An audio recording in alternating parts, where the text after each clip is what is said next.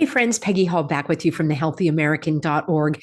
YouTube has been absolutely throttling my videos, meaning they're scrubbing, there is a delay, and I'm doing the best I can to get this information to you.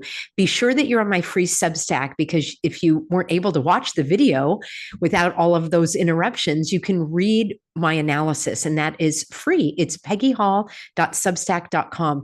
Let's talk about the answers that we can give when people ask questions, refuting the fact that there is spraying in the sky.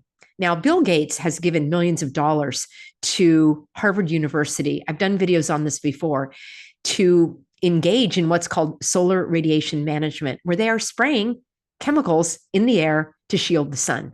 And if you spend time, even just a few minutes out of every day, looking up into the skies, you're going to see something that doesn't look like natural clouds. Although maybe you haven't looked up in the sky lately and you actually think that those are real clouds. Well, they're not. And I'm going to answer some of the questions that people come up with when they say those are just contrails. All right, that's the very first objection that people will come up with and say that just comes from jet engines. So my question to them would be, if those are just contrails, why don't we see them every single day? And that's all you do, is you sit and you wait and you let them think about it. And they'll say, well, it's because of the weather conditions. Well, what are the weather conditions actually? Why does that make a difference? And if those are contrails, if they are coming from jet airplanes, why do we only see a few? Are there just a few jets flying that day? And why do people see them in an area where they're not under a flight path? That would be another question to ask. So you're not really giving answers, you're asking additional questions. And you can give answers as well, but I think it's helpful to have the person think about it. So if those are contrails, why do they only exist on certain days and not on others? And if those are contrails, why didn't they exist like in the 1980s and the 1970s?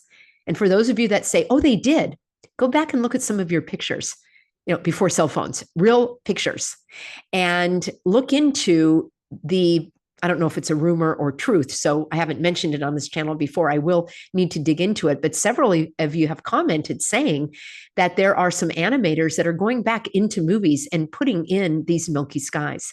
I definitely see them in advertisements, in modern day advertisements, because they want to normalize it.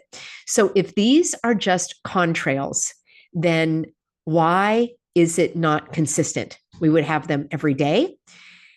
And if these are just contrails, why are they going in such a strange pattern? You're telling me that a plane is going to fly in one direction, turn around and fly back without landing?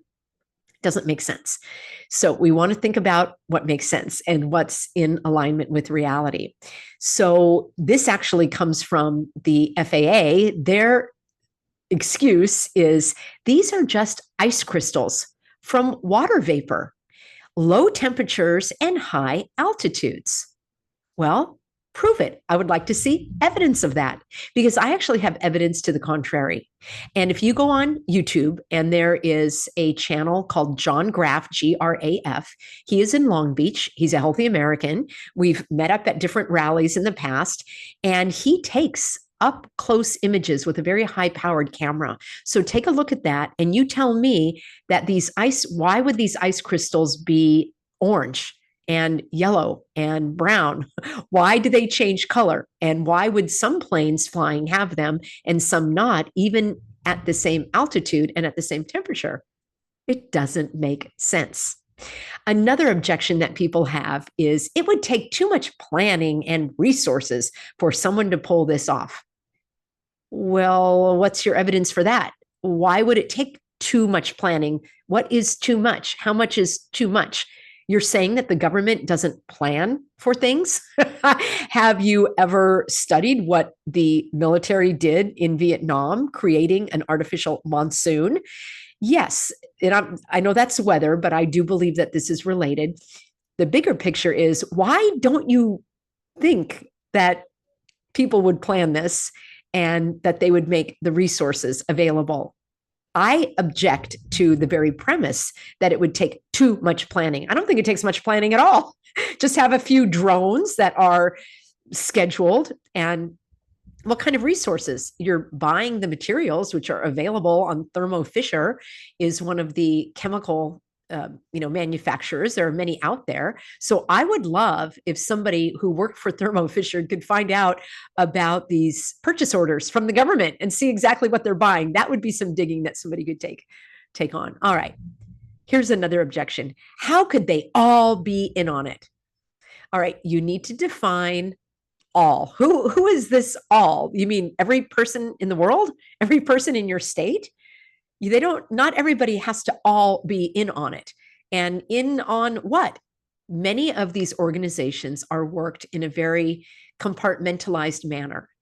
For example, you may have somebody working as an engineer, and they are told that they have to work on this project. And they're told that it is a part of the bigger picture, and they're working away, creating something, and they may not have been told the accuracy of that bigger picture. Also, there are people that actually believe in what they're doing, just like there are doctors that believed in making people become human pincushions. And they believed in it because they got paid for it. And they believed in it because they didn't want to lose their job. And some of them believed in it because it is their religion. And some of them believed in it because they're ignorant, or just, I don't know, incompetent or intentionally deceptive. There are plenty of people that actually believe that the planet is too hot and that the sun should be shielded and that the earth should be protected from the sun's rays. I know, but that's the truth that it's true that some people believe that. They think God made a mistake by creating the sun, which we need for all life to thrive. So, number one, some people actually believe it. That's why they are willing to do it. It's their religion. Secondly, some people are paid for it, and money talks, and they would probably think, well, it's going to be done anyway, so I might as well do it. There are people who actually believe that they should benefit and profit off of this because it's going to happen anyway. And then there are those that are participating and may not actually realize what it is they're doing. So that's how all of them could be in on it. Another question that comes up is, why would they do this? Peggy, why would they do it? It doesn't make sense. Well, let me ask you, why do you think they would do it? Okay.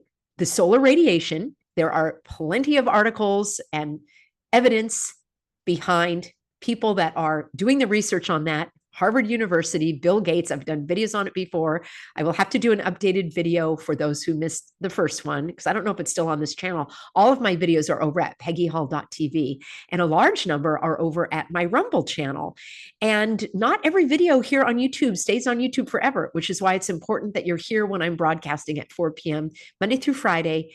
And the videos often stay up for about a month or so. And then some of them come down because YouTube is constantly putting its algorithm into place to give strikes to channels like mine that are broadcasting truth that is too hot to handle. So the fact is, there are plenty of patents on this kind of spraying in the skies. And why would they do it is, number one, I think maybe not number one, these are in no particular order, but there is ego. People want to play God. They want to manipulate the weather. They want to think that they have a better way. So I think that is a part of some of these scientists that are studying it. They actually believe that the sun is harmful and that the planet is about to die, in 10 years or something. And God alone knows the day and appoints it himself. So I do believe that there is weather manipulation and that many of these extreme weather events are orchestrated or enhanced or augmented or magnified in some manner. And I do understand those who believe that perspective is an affront to God. In other words, how could man be so powerful that he could control the winds and the natural events that God has put into play? And I understand that as well. And I do want to acknowledge that is a valid position, but you have to admit that these milky skies are not normal. Those are not God created clouds. So I think there is ego involved in terms of why would they do it. I think they believe that it actually is helping the planet. I do believe that many people are being paid. Look at all of the money that's going into climate engineering and fighting climate. I'm going to have to do a video for you. In the University of California has gotten, I think, $100 million to create these, agencies or departments. The University of California, our tax dollars and the money they print out of thin air is going to these professors. So a lot of people are going into that field and they are studying it. They want to be a part of it. So there's that. And I think there also is evil. We cannot discount that. That's probably one of the most powerful reasons people are doing it. They are evil. They want to depopulate the planet. They do not like human beings. Look at abortion. Oh, excuse me. It's called health care, and it's safe and effective except for the baby. Look at all of the push for children to become pincushions. At the infants out of the womb immediately are getting jabbed. Like God did not make a mistake. All right. And on it goes with all sorts of medical interventions and medicines and, people that are getting screened for things. Like, I just want to stay as far away from all of that as possible. So there are so many ways that they are out to exterminate, all life basically. So those are just a few reasons right off the top of my head. They also want to terrorize the population. They want to have people feel oppressed, put upon, because the skies are so milky. It is not normal. It's visible. It's apparent. We can see it. So there are a few reasons right off the bat. And then another question that comes up, aren't they suffering the consequences as well? It kind of goes hand in hand with the previous answer. Some people actually believe in what they're doing. They believe that this is healthy. Look at all the people that suffocated themselves, unnecessarily, I might add, for a disease that we were told is a respiratory disease, and then you are going to impede your respiratory ability, and then you're going to spin it so that that becomes like virtue signaling and virtuous, and that you're doing it for others. Come on. That whole thing is so absurd and upside down. It's ridiculous. And people went along with it. Yes, they suffered the consequences from that. Look at the number of people, millions of people that became human pincushions again and again and again. Why some of them still walk among us, I don't know, because plenty of them have met their demise, right? They've met their maker and they went along with it. So people will go along with these things and they don't see it as harm. They actually see it as good. And it's possible that they have remedies that they are using.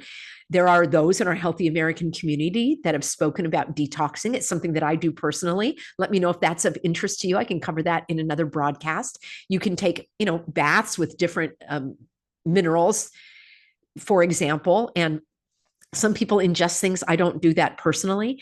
At this point, I ingest healthy food. That's what I like to do. So yes, they are suffering the consequences and they are blind to that. Also, I believe that some people are doing it for money. And there are a lot of things that people will do for money, even if it causes a harm. There are others that believe that this is actually helpful. It's a type of their religion. There may be some that don't actually even realize what they're doing, as I mentioned earlier, because it's compartmentalized. And there are those that literally are just brainwashed, mesmerized, by the brain manipulation, and they're indoctrinated and they literally are under a spell and they cannot see what's happening. So those are the questions that come up most frequently.